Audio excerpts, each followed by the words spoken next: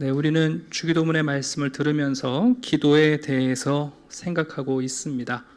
기도라는 것은 소원을 이루기 위한 종교적 장치가 아니라 아버지이신 하나님과 그리고 하나님의 아들인 우리들이 어떻게 관계를 맺고 교제하느냐의 문제라는 것을 알게 됩니다. 사람을 기도하는 존재로 지으셨고 더군다나 우리 성도들은 기도 없이 살 수 없는 존재들입니다. 지난주도 말씀드렸습니다만 공기가 없어서 숨이 막히는 게 아니라 호흡을 멈추면 숨이 막힙니다. 성도들의 기도가 멈추면 우리의 영혼이 기식하기 시작하고 여러분 삶이 퍽퍽해지기 시작합니다. 예수님께서는 우리에게 바른 기도를 가르쳐 주시기 전에 먼저 잘못된 기도 두 가지를 경고하셨어요. 유대인들처럼 기도하면 안 된다. 이방인들처럼 기도하지 말아라.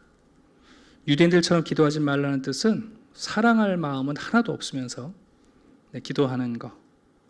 이방인들처럼 기도하지 말라는 건 머리도 멈추고 가슴도 없이 입술로만 하는 기도.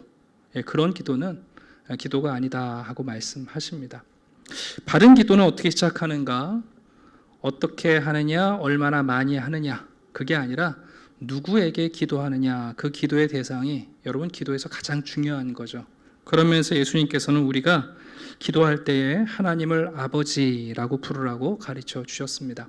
우리 한국 사람들은 태어나서 제일 먼저 배우는 말이 엄마죠. 대부분 그러셨죠. 네.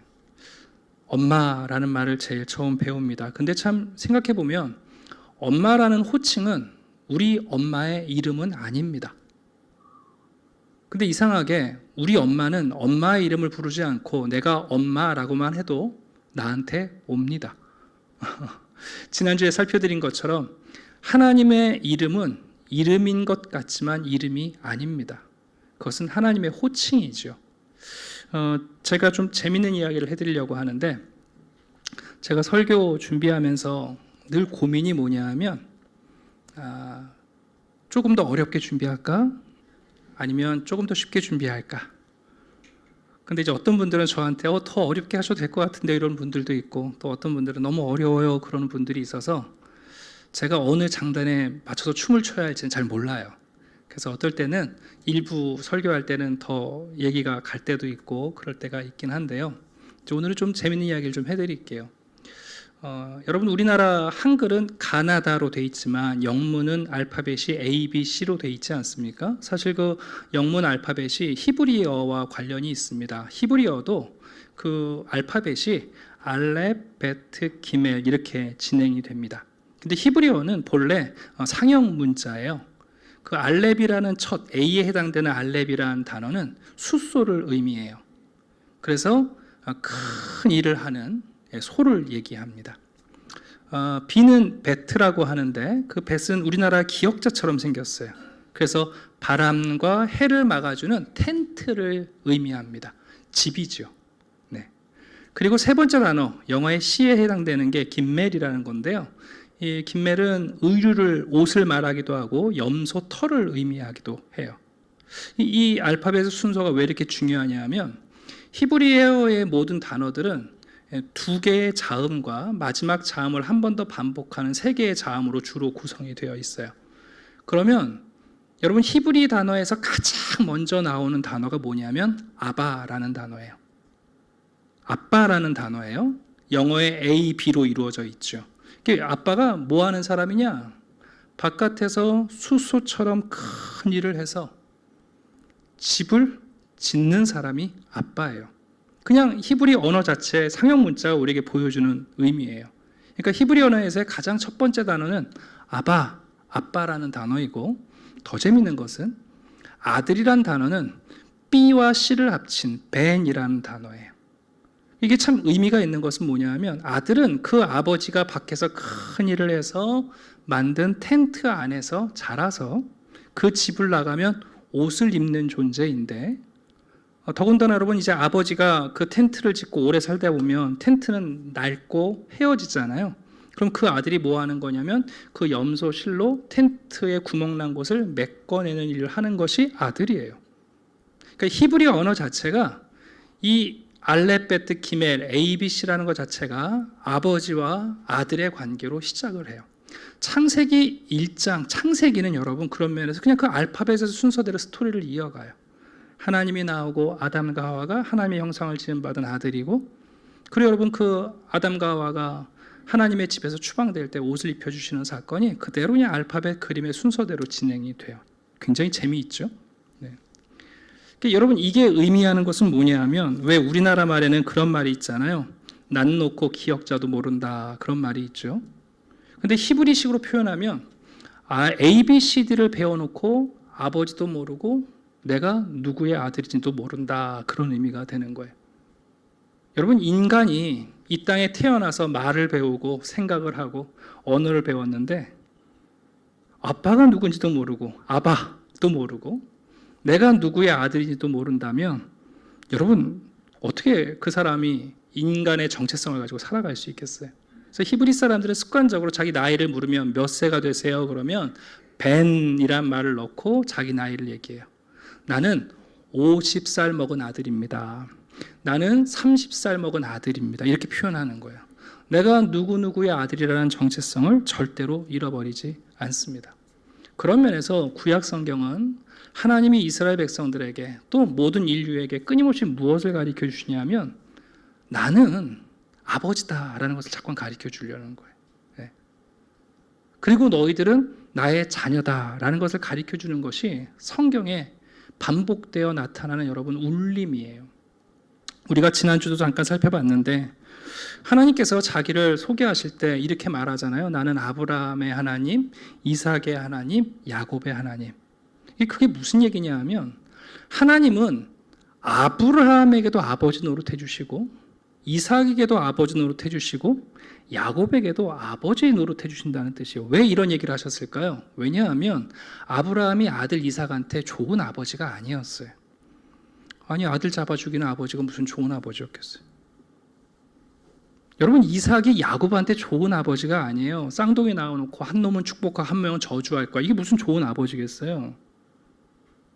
무슨 얘기냐면 하나님이 자기를 소개하실 때 야, 나는 아브라함에게도 아버지 노릇해줬고 야곱에게도 아버지 노릇해준 신이다. 그러니 지금 너희들에게도 뭐 해주신다는 걸까요? 아버지 노릇해주신다는 거예요. 그게 이사야서에서 우리에게 가르쳐주는 내용이에요. 주는 우리 아버지시라. 아브라함은 우리를 모르고 이스라엘, 야곱은 우리를 인정하지 아니할지라도 여호와여 주는 우리의 아버지시라. 여러분 기가 막힌 얘기 아닙니까? 믿음의 조상인 아브라함이 볼 때 우리를 보면 야, 네 믿음 봐선 내 아들 절대 아니다. 너는 호적 파가라 그럴 거라고. 사기꾼 같은 여러분 야곱이 볼 때도 도무지 이건 내 자식 같지가 않아요. 그런데 하나님은 어떻게 하신다고요? 아브라함도 우리를 자식으로 인정하지 않고 이스라엘도 우리를 자식으로 인정하지 않아도 주는 우리의 아버지시라. 여러분 이게 구약 성경에서 우리에게 들려주는 복음이에요. 예수님께서 이 땅에 오셔서 우리에게 그러니 하나님을 아바라고 불러라. 여러분 이게 얼마나 중요한지 몰라요. 우리 시대에 심리학이 우리들에게 미신처럼 붙잡게 만든 이상한 진리가 하나 있는데 그게 뭐냐면 너 자신을 사랑하라 라는 메시지예요. 여러분 우리 시대의 가치관 중에 특별히 여기 젊은이들 많이 있는데 정말 이 메시지를 좋아해요. 너 자신을 사랑하라. 네. 근데 여러분 성경은 그렇게 가르쳐주지 않아요. 성경은 어떻게 말하냐면 아버지를 사랑해라. 그래야 그 아버지가 바깥에서 큰 일을 하고 지은 이 텐트에 만족하게 되고 그 아버지가 결국 아버지의 형상이 내 안에 있는 형상인데 그 아버지를 사랑할 때라야 나를 사랑하지 않겠습니까? 그 세상의 심리학과 철학은 너 자신을 사랑해라 라고 말할지 모르지만 성경은 그게 아니라 아버지를 사랑하는 아들이 될 때 여러분 자기를 사랑할 수 있는 거죠. 아버지를 사랑하게 될 때 그 아버지가 지은 텐트, 이 세상, 피조세계를 사랑하게 되죠. 그 아버지를 사랑하게 될 때 그 아버지가 함께 우리에게 낳아준 형제들을 사랑하게 되는 거죠. 너 자신을 사랑하라가 아니라 아버지를 사랑하게 될 때 사실은 우리 자신과 그리고 하나님의 피조 세계와 형제들을 사랑할 수 있습니다. 근데 문제는 뭐예요? 아버지가 집에만 들어와서 아버지 그림자만 봐도 지방으로 돌아가는 아들들이 있잖아요. 아버지가 문 열고 들어오기만 해도 방으로 들어가서 문 가로 잠그는 자식들. 여러분, 그 자식들은 내가 저 아버지의 아들이란 거에 대한 수치감이 있는 거 아닙니까? 저 아버지 때문에 내가 벌거벗고 산다고 생각하는 거잖아요. 그 아버지가 할 수 있는 게 뭐겠어요? 내가 아들인 거 부끄러워하니 세상 사람들이 좋아하는 명품으로 치장시켜갖고 밖으로 내보내야죠. 아버지는 감추고 비싼 옷 입히고 좋은 운동화 신기고, 그래서 세상에 내보내요. 여러분, 아버지 묻지 않고 지 잘난 맛 사는 거 아닙니까? 여러분, 창세기에 나오는 이야기가 크게 다르지 않습니다. 이 형상이란 단어가 그림자라는 뜻이에요. 하나님께서 에덴 동산에 들어오시는데 아담이 뭐합니까? 피합니다. 여러분, 그 여러분 아버지의 아들이라는 게 부끄러운 거거든요. 아담이 그 뭐합니까? 그냥 옷 입혀서 세상으로 내보내시는 게 창세기의 이야기입니다. 그런 면에서 우리가 하나님의 이름을 사랑한다는 것은 하나님이 나의 아버지시라는 것을 자랑스럽게 여기고, 내가 모든 것을 잃어버려도 그 아버지가 나의 아버지라는 것만큼 잃어버리지 않고, 내가 세상의 모든 것은 지루해질지라도 그분이 나의 아버지라는 것만큼은 여러분 끝까지 잃어버리지 않는 것, 그게 정말 하나님의 이름을 여러분 사랑하는 겁니다. 여러분, 이게 단순한 신앙의 문제가 아니라 우리 가정에도 그렇습니다. 여러분들이 오해하지 말고 들으십시오. 부모와 자녀 관계에 있어서 여러분 아버지에 대한 존경을 잃어버리고 부모님에 대한 존경을 잃어버리면 여러분 그게 그 자녀들을 죽이는 일이거든요. 예를 들어서 엄마들이 아빠가 없는 자리에서 자녀들에게 아버지를 비하하고 아버지를 못난이 취급하고, 야, 네 아빠는 일밖에 몰라, 네 아빠는 바깥 나가서 다른 사람들한테 잘하는데 식구들한테 참 잘 못한다. 여러분, 이게 무슨 얘기입니까? 사단이 와서 아담한테 하는 얘기 아니에요? 하나님 아버지께서 이 동산에 좋은 것들이 있는데 너희들 보고 다 먹지 말라고 하시더니 이 얘기하는 거거든요. 여러분, 아내들만의 문제가 아니라 아빠들도 그렇죠. 아이들에게, 야, 네 엄마 같은 여자 만나면 안 된다. 여러분, 너 자신을 사랑하는 게 우리의 사랑의 기본이 아닙니다. 여러분, 아버지를 사랑할 때 그 아버지의 텐트 안에 머무는 것, 그 아버지의 아들이 된 것, 그리고 그 아버지의 형상을 닮아 살아가는 것. 그래서 그 아버지가 만든 텐트가 헤어지면 내가 또 열심히 실을 꿰어서 그 텐트를 기워내는 일을 그 아들이 하는 것. 여러분, 그것이 하나님과 아들의 관계라고 우리에게 가르쳐 줍니다. 참 감사한 것은 하나님은 우리가 하나님의 이름을 높여드리지 않아도 하나님 스스로 하나님의 이름의 명예를 높이시는 분입니다. 에스겔 36장입니다. 여러 나라 가운데에서 더럽혀진 이름, 곧 너희가 그들 가운데서 더럽힌 나의 큰 이름을 내가 거룩하게 할지라. 여러분, 하나님이 이스라엘 백성을 택하신 이유는 뭐냐면 하나님의 이름의 CF 모델하라는 거였거든요. 이스라엘 백성들을 여러분 애굽에서 건져서 가나안에 심으시면서 우리를 구원하신 하나님의 애굽보다 크신 분이다, 바로보다 크신 왕이다, 우리 하나님은 선하신 분이다. 여러분, 그거 CF 모델하라는 건데 이스라엘 백성들이 여러분 누누이 하나님의 이름의 명예를 더럽히지 않습니까? 하나님께서 원하시는 게 뭐냐면 너희들이 내 이름을 더럽혀도 나는 스스로 내 이름을 거룩하게 한다 하세요. 그게 뭡니까? 자기의 사랑의 성품을 우리에게 보여주시잖아요. 그래서 예수님을 이 땅에 보내신 것이고, 또 예수님이 이 땅에서 아버지의 말도 되지 않는 십자가라는 요구지만 그 요구에 순종하심으로 하나님의 명예를 드높여 주시고요. 성령님께서는 그 사랑의 하나님과 순종하는 아들인 예수 그리스도를 우리에게 계시하시고 확증하시며 하나님이 얼마나 훌륭한 아버지이시고 그 아버지에게 순종한 아들 예수 그리스도를 통하여 그 아버지에게 순종하는 삶이 얼마나 그분의 이름을 높이는 삶인지를 우리에게 보여주고 있습니다. 그러니 우리가 주기도문에서 아버지의 이름이 거룩히 여김을 받기를 원합니다 하고 기도할 때는 나의 고민, 나의 문제보다 하나님의 이름, 하나님의 명예가 내게는 가장 소중합니다. 하나님을 사랑하는 것, 그 하나님이 나에게 찾아오셔서 아버지 노릇 해주시는 것, 그게 가장 중요합니다. 여러분, 사실 기도는 그거 하나 바라는 거거든요. 하나님이 나에게 가장 좋은 아버지 노릇 해주시면 내 인생에 무슨 부족함이 있겠습니까? 네. 그러니 우리가 하나님께 기도하는 궁극적인 출발은 하나님을 아버지라 부르고 그 하나님이 나에게 아버지 노릇해 줄 것을 믿고 그것을 기대하는 것, 그것이 주기도문 전체를 포함하는 출발이라고 우리가 함께 나누었습니다.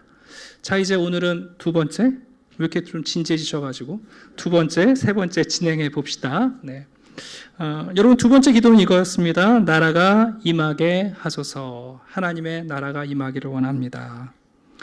하나님의 나라라는 것은 좀 쉽게 말씀드리면 하나님의 통치와 다스림입니다. 하나님께서 우리 가운데 임재하셔서 우리를 다스려 달라는 뜻이지요. 하나님은 하나님의 통치의 방식으로 힘과 권력으로 누군가를 굴복시켜서 강제적으로 복종시키는 통치를 하시진 않습니다. 하나님께서는 오히려 우리에게 사랑으로, 은혜로, 그리고 그분의 인내로 우리를 다스리세요. 자기의 희생으로. 근데 여기서 한 가지 중요한 게 있는데, 주기도문에는 나라라는 단어가 2번 등장해요. 오늘 우리가 읽은 나라가 임하옵시며 라고 말할 때 나라가 나오고, 제일 마지막에 나라와 권세와 영광이라고 할 때 나라가 나와요. 여기서 퀴즈. 이 두 나라는 같은 걸까요? 다른 걸까요? 한 번도 생각해 보신 적이 없으실 것 같아요. 답부터 말씀드리면 이 두 나라는 다른 나라를 의미해요. 이제 오늘 이 이야기를 좀 전해드리려고 합니다. 제가 얘기하면 늘 저는 권위가 없는 사람이라 저는 권위 있는 분들에 기대어서 하나님의 말씀을 전합니다. 전에 한번 소개한 J.I. 패커라는 탁월한 신학자께서 이분을 이렇게 설명하고 있어요. 한번 들어보세요. 주님은 왕이시다라는 말은 성경 전반에 걸쳐 전개되고 있다. 그러나 하나님의 왕권과 하나님의 나라는 별개의 것이다. 전자는 창조에 대한 사실로서 보통 섭리라고 일컬어진다. 그리고 후자는 구속의 실제로서 은혜라고 일컬어진다. 이와 같은 구별은 본질적으로 성경적이다. 그러나 성경이 구체적으로 이렇게 표현하지는 않는다. 나라라고 하는 말은 신구약 성경에서 하나님의 우주적 통치권을 말하는 동시에 예수 그리스도를 통하여 각 개인을 구속하시는 하나님의 구속적 관계를 말하는 데 사용된다. 주기도문에서 당신의 나라가 임하옵시면은 후자의 의미이며 나라와 권세와 영광이 아버지께 영원히 있사옵니다는 전자의 의미이다. 이해 다 하셨습니까? 네. 여러분, 좀 주기도문을 읽다가 이상하지 않으셨어요? 우리 마지막에 나라와 권세와 영광이 아버지께 영원히 있습니다 해놓고 앞에서는 나라가 임하옵시며라고 얘기하잖아요. 사실 모순 아닙니까? 나라가 영원히 있습니다 라고 해놓고 왜 앞에서는 나라가 Your kingdom come 이라고 표현하냔 말이에요. 그 나라가 임해야 된다고 얘기하냔 말이죠. 두 나라가 다른 나라를 얘기해요. 조금 쉽게 설명해 드릴게요. 여러분, 하나님의 왕권은요, 영원 전부터 영원히 하나님의 주권에 속해 있습니다. 하나님은 창조주이시고요. 여러분, 하나님은 지금도 세상의 왕이십니다. 만왕의 왕이시고 우주를 다스리는 분이에요. 그건 변함이 없어요. 그 나라는 영원합니다. 그러나 하나님께서 하나님의 택하신 백성들 가운데 왕으로 좌정하실 때 그 하나님의 나라를 구현하시려고 했을 때 여러분, 국가라는 것은 세 가지가 필요한데요. 보통 첫 번째는 그 나라의 주권이 있어야 되죠. 두 번째는 그 주권이 펼쳐지는 영토가 필요하고요. 그리고 그 영토 안에서 그 주권의 다스림을 받는 백성이 필요합니다. 하나님에게는 하나님의 주권은 절대 상실할 이유가 없습니다. 사단이 여러분 하나님 주권 가져갈 수 없습니다. 하나님이 임재하시는 순간 모든 것은 하나님의 영토가 됩니다. 문제는 언제나 이 백성이 문제인 겁니다. 우리 지난주 살펴봤습니다만 엘리야와 바알의 450인이 갈멜산에서 여러분 영적 전투를 할 때 그거 하나님과 바알의 싸움이 아닙니다. 오해하시면 안 됩니다. 여러분, 바알이 있는 신이에요? 없는 신이에요? 없는 신이에요. 왜 하나님이 헛개비랑 싸움을 하시겠어요? 갈멜산에서 엘리야가 진짜 싸운 대상은 바알의 450인이 아닙니다. 하나님의 아들이라고 부름받는 이스라엘 백성들과 하나님의 싸움입니다. 하나님이 다스리시고 하나님의 은혜를 베푸심에도 불구하고 끊임없이 바알을 쫓아가는 자기 백성과 하나님의 싸움이 갈멜산의 영적 전투예요. 여러분, 하나님이 바알이랑 싸우고 계시지 않아요. 하나님의 나라라고 말할 때 예수 그리스도께서 이 땅에 가져오시는 하나님의 나라는 바로 그리스도의 구속으로 말미암아 우리 가운데 펼쳐지는 나라입니다. 예수님께서도 이 두 나라를 구분하셨어요. 우리가 그냥 쓱 읽어버리면 다 똑같이 들립니다만 예수님께서 여러분 십자가에 못 박혀 죽으신 이유가 뭡니까? 유대인들이 볼 때 예수님이 스스로 왕이 되려는 거 아니에요? 자기를 메시아라고 하고. 여러분, 빌라도가 예수님을 신문할 때 제가 읽어드리겠습니다. 빌라도가 대답하되 내가 유대인이냐? 내 나라 사람과 대제사장들이 너를 내게 넘겼으니 내가 무엇을 하였느냐? 자, 예수님이 대답하십니다. 내 나라는 이 세상에 속한 것이 아니니라. 만일 내 나라가 이 세상에 속한 것이었더라면 내 종들이 싸워 나로 유대인들에게 넘겨지지 않게 하였으리라. 무슨 얘기죠? 여러분, 예수님께서는 하나님이시기 때문에 만왕의 왕으로 절대로 빼앗기지 않는 왕권의 왕이세요. 그것을 위해서 예수님께서 싸우실 이유가 전혀 없어요. 그러나 예수님이 십자가를 지신 이유는 창조 이래로 왕이신 그 왕좌를 위해 싸우신 게 아니라는 거예요. 계속 읽어드립니다. 빌라도가 이르되 그러면 내가 왕이냐 왕이 아니냐? 예수께서 대답하시되 내 말과 같이 내가 왕이니라. 내가 이를 위하여 태어났으며 이를 위하여 세상에 왔으니 곧 진리에 대하여 증언하려 함이로다. 무릇 진리에 속한 자는 내 음성을 듣느니라. 여러분, 하나님은 창조세계의 왕권을 되찾으시려고 죽으신 게 아니에요. 자기 백성들 가운데 참된 목자로서 왕이 되시기 위하여 십자가를 지셨다는 뜻이에요. 그러니까 주기도문에서 전반부에서 하나님의 나라가 오기를 원합니다. 그 뜻은 예수 그리스도와 함께 그분의 구속으로 말미암아 우리에게 회복되고 있는 에덴의 회복이요, 자기 백성들 안에서 이루어지는 메시아의 나라를 의미합니다. 하나님의 나라는 예수님과 함께 도래하고 예수님의 인격으로 그 나라가 나타납니다. 그래서 예수님께서 회개하라, 천국이 가까웠다 얘기하시는 거예요. 그때도 여전히 하나님은 왕이세요. 조금 더 이해하기 쉽게 한 걸음 더 나아가면, 왜 하나님은 굳이 우리에게 이 왕이라는, 나라라는 개념을 설명하시고 있을까?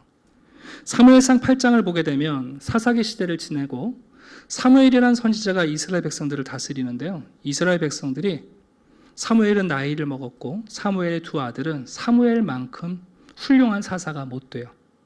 그러니까 이스라엘 모든 장로가 모여 라마에 있는 사무엘에게로 나아가서 그에게 이르되 보소서, 당신은 늙고 당신의 아들들은 당신의 행위를 따르지 아니하니 모든 나라와 같이 우리에게 왕을 세워 우리를 다스리게 하소서 한지라.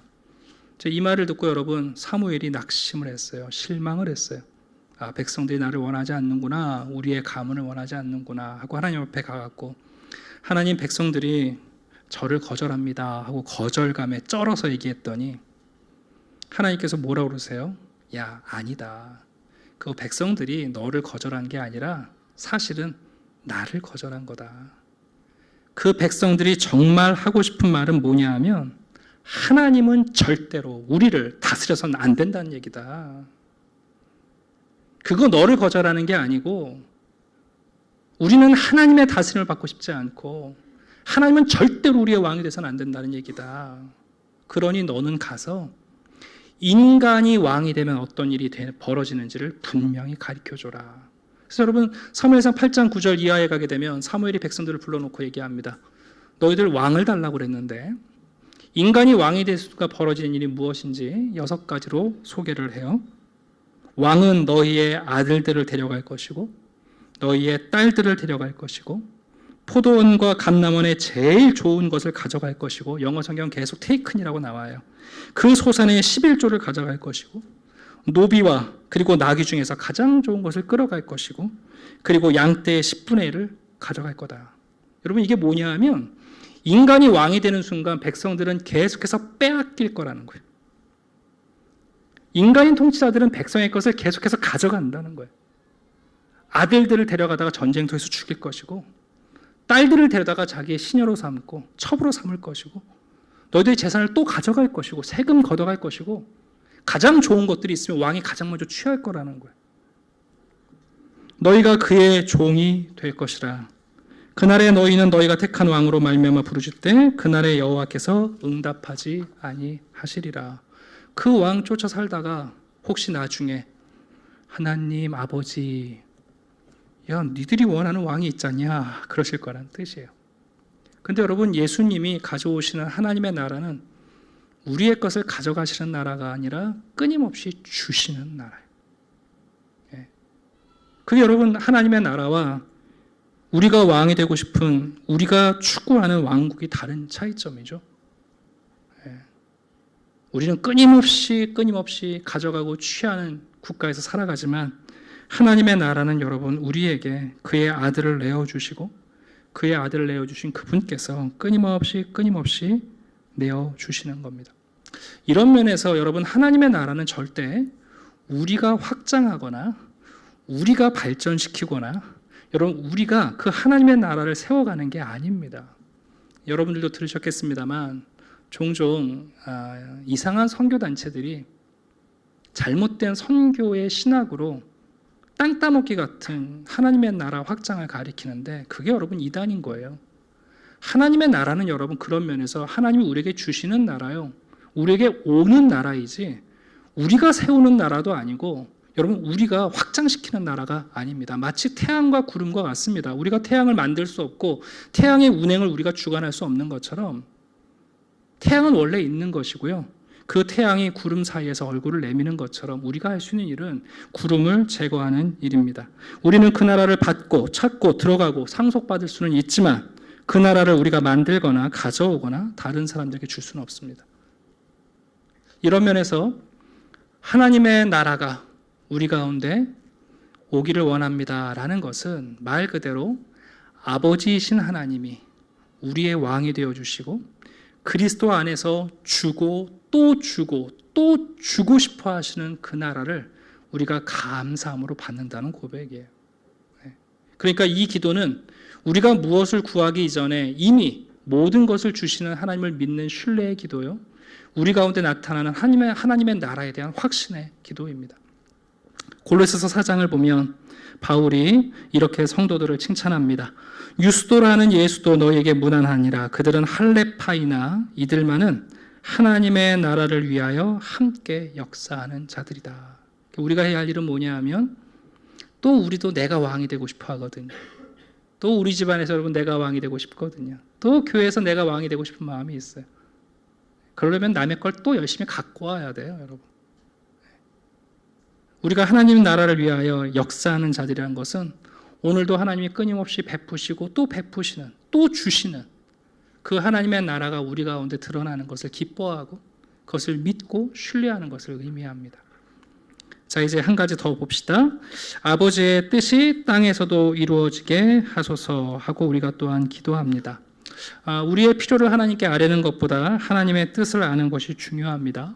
우리의 뜻이 이루어지는 것보다 하나님의 뜻이 이루어지는 것이 더 중요하고 그래서 우리의 관심사가 내 뜻에 있지 않고 하나님의 뜻에 있는 것. 여러분 이게 이 기도의 정신입니다. 여러분 성경을 보면 불량자라는 표현이 나오잖아요. 불량자가 어떤 사람이냐? 하나님의 뜻보다 내 뜻이 더 중요한 사람들이 불량자예요. 불량한 사람들이 누구냐? 내 뜻이 하나님 뜻보다 중요한 사람들이 불량자예요. 대표적인 사람이 누구냐 하면 엘리의 두 아들이에요. 홈니와 비느하스.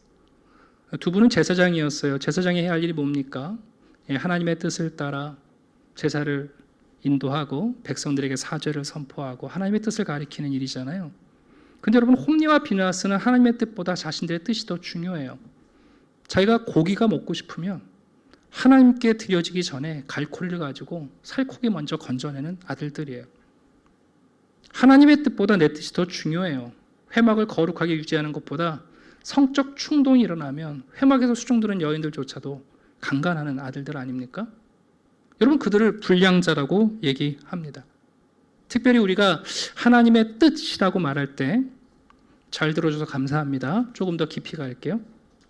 성경은 하나님의 뜻이라고 말할 때 이제 영어 성경도 will이라는 한 단어로 하나님의 뜻을 설명하는데요. 헬라어에는 뜻을 말하는 단어가 크게 두 가지가 있습니다. 하나는 달레마이고 하나는 블레마라는 단어예요. 여러분이 딜레마라는 단어를 아실 거예요. 영어가 거기서 왔는데 딜레마라는 것은 두 개의 뜻이 상충하는 것을 얘기해요. 성경에서 말할 때 하나님의 뜻은 모두 세 가지가 있습니다. 이거 좀 잘 들어주세요. 여러분 첫 번째 하나님의 뜻은 뭐가 있냐면 하나님의 주권적인 뜻이에요. 이것은 여러분 하나님이 의지를 바라시면 반드시 벌어지는 일이에요. 예를 들면 창조가 그렇죠. 빛이 있으라. 하나님이 의지를 발현하시면 반드시 빛이 있어요. 이건 뭐 우리가 기도할 필요도 없고요. 이건 우리가 간구할 필요가 있는 게 아니라 하나님의 의지를 발현하시면 바로 나타나는 일이에요. 두 번째 하나님의 뜻이 있는데 그것은 뭐냐면 규례적인 뜻이에요.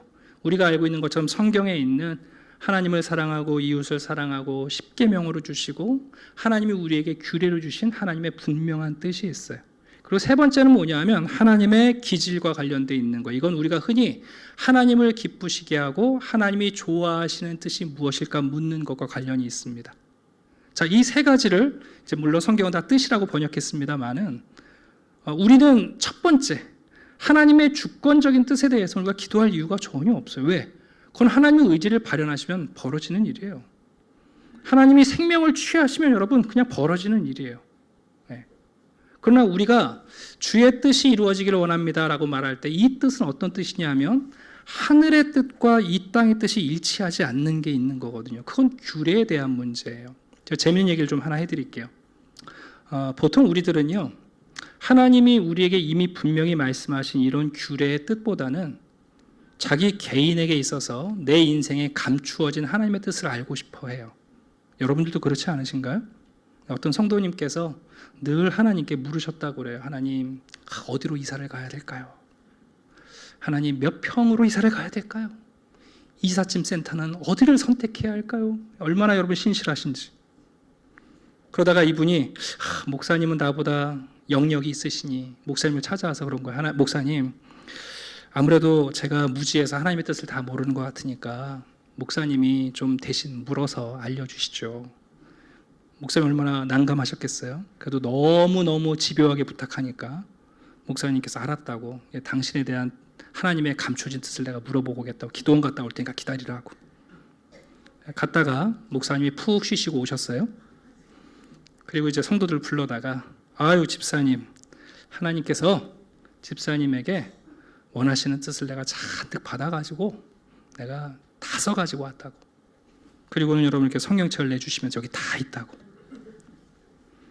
여러분, 우스개 이야기가 아니라 우리는 하나님이 이미 명확하게 규례적으로 정하시는 하나님의 뜻에는 관심이 없어요. 그리고 내 인생에 감추어진 뜻이 무엇일까를 발견하려는데 애를 써요. 참 이상하죠? 근데 하나님은 여러분 이거 안 알려주세요. 정말 안 알려주세요. 대신에 하나님은 우리에게 명시 말씀한 이 분명한 뜻을 따라 순종하고, 그리고 하나님의 기질과 관련된 주님이 기뻐하신 일이 무엇일까, 이 두 가지를 따라 우리가 걸어가면 내 인생에 감추어진 뜻을 자연스럽게 발견하게 하셨어요. 근데 이 과정을 우리가 거절해요. 왜 그럴까요? 우리는 내 뜻을 내 뜻대로 실천하는 게 훨씬 합리적이라고 생각해요.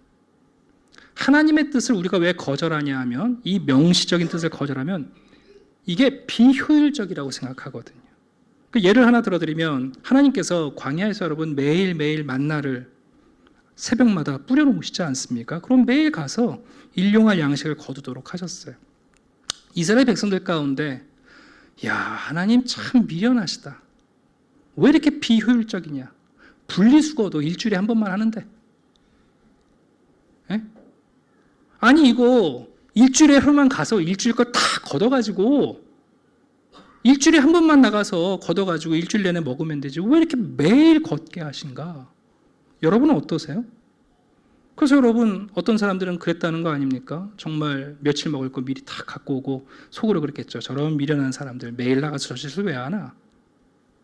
근데 여러분, 다음 날이면 썩어버리잖아요.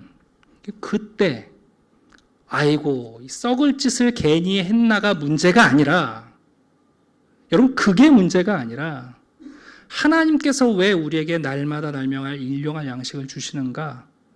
여러분, 그 하나님의 뜻이 우리에게 미련해 보이고 비효율적으로 보이는 거예요. 그러나 매일매일 그 양식을 거두면서 우리는 매일매일 하나님께 감사하게 되어 있고, 나도 모르는 사이에 내가 충분하다고 걷어놓은 양식이 여러분 똑 떨어지면 어떡할 거예요? 정말 우리가 이렇게 우리의 미래의 예측을 잘합니까? 아들놈들이 여러분 3끼씩 먹게 되면 어떡할 거예요? 한 끼에 4번씩 먹고. 그럼 여러분 다음날 또 만나가 떨어지는 게 하나님의 은혜이고, 그것이야말로 하나님의 지혜죠. 네. 예수님께서 이 하나님의 뜻에 대한 기도의 본을 보여주십니다. 우리가 알고 있는 것처럼 예수님은 십자가를 지시기 전에 감람산에서 이렇게 기도하시죠. 아버지여, 만일 아버지의 뜻이거든, 이것이 하나님이 기뻐하시는 일이라면 이 잔을 내게서 옮기시옵소서. 그러나 내 원대로 마시옵고 아버지의 원대로 되기를 원하나이다. 천사가 하늘로부터 예수께 나타나 힘을 더하더라. 여러분, 이런 기도하시면 천사가 여러분을 도울 겁니다. 예수께서 힘쓰고 애써 더욱 간절히 기도하시니 땀이 땅에 떨어지는 핏방울 같이 되었더라. 예수님께서는 하나님의 뜻을 구하는 기도를 위해서 생명을 바쳐 기도하는 본을 보여주셨습니다. 오늘 설교 제목이 뜻대로 기도하라입니다. 그게 내 뜻인지 하나님의 뜻인지는 여러분이 결정하시면 됩니다. 사람들은 다 뜻대로 기도합니다. 내 뜻대로 기도하든지 아니면 정말 하나님의 뜻을 구하든지. C.S. 루이스가 재밌는 이야기를 했어요. 결국 우리는 인생 마지막에 두 가지 응답을 들을 것이다. 인생 마지막에 주님의 뜻을 이루소서 하는 사람이 있을 것이고, 하나님께서 네 뜻대로 될지어다 하는 사람이 있을 거라는 거예요. 매우 패러독스한 표현인데요, 정확하게 지적하고 계세요. 결론의 말씀을 드립니다. 내 속에서 나를 통하여 하나님의 나라가 나타나고 하나님의 뜻이 내 속에서 나를 통하여 아버지를 사랑하는 아들인 나를 통해서 이루어지기를 원하는 것. 여러분, 하나님은 하나님의 나라를 다스리실 때 직접 통치하시지 않아요. 하나님은 대리 통치를 하시는데 언제나 자기를 사랑하는 아들들을 통하여 그 나라를 다스리고 싶어 하세요. 여러분, 시편 27편은 우리가 지금까지 살펴봤던 이 주기도문을 구약적 표현으로 우리에게 가르쳐줘요. 내 부모는 나를 버렸으나 여호와는 나를 영접하시리이다. 여러분, 하나님이야말로 우리의 유일한 아버지세요. 네. 혹시 부모 잘못 만나서 한탄하시는 분들 계세요? 여러분, 하나님은 버림받은 자들에게도 아버지가 되세요. 여러분, 하나님은 공평한 분이에요. 고아들 불쌍하다고요? 아니요, 죄송한데요, 여러분이 꽤 괜찮은 부모님 만난 것보다 그 고아로 태어난 사람들이 하나님을 아버지로 만나면 그들이 훨씬 나아요. 여호와여, 주의 도를 가르치시고 내 원수를 생각하셔서 평탄한 길로 나를 인도하소서. 여러분, 하나님의 나라에 이르고 싶어하는 기도가 담겨 있습니다. 내가 산 자들의 땅에서 여호와의 선하심을 보게 될 줄을 확실히 믿었도다. 하나님의 뜻, 그 가장 하나님의 선한 뜻이 이루어지기를 바랍니다. 너는 여호와를 기다릴지어다. 강하고 담대하며 여호와를 기다릴지어다. 말씀을 마치겠습니다. 요즘 우리가 기도에 대해서 말씀 나누고 있는데 오늘은 특별히 두 가지를 더했습니다. 하나님의 나라, 여러분, 그 나라가 하나님의 영원한 왕권과 그리스도께서 자기 백성들을 하나님의 백성으로 만드시기 위한 나라가 다르다는 것도 아주 중요한 분기점이죠. 네. 정말 기도는 뜻대로 하시면 됩니다. 내 뜻대로 기도하시든 아니면 하나님의 뜻대로 기도하시든 결론은 뜻대로 이루어질 겁니다. 오늘도 그런 믿음 안에서 하나님을 아버지로 부르시는 담대한 분들 되기를 주님의 이름으로 축원합니다. 아멘. 기도하겠습니다. 아버지 하나님, 감사합니다. 오늘도 우리의 아버지가 되어주셔서 너무 감사합니다. 든든한 버팀목이 필요하거나 아니면 누추한 가정이 되어서 아버지를 상실해버린 성도들이 있거든. 부모가 우리를 버릴지라도 우리를 영접하시는 영원하신 아버지 하나님을, 내가 그분의 아들됨을 붙잡게 도와주시옵소서. 나를 사랑하고 시작하려고 해도 사랑할 내용이 없는 우리 자신을 발견합니다.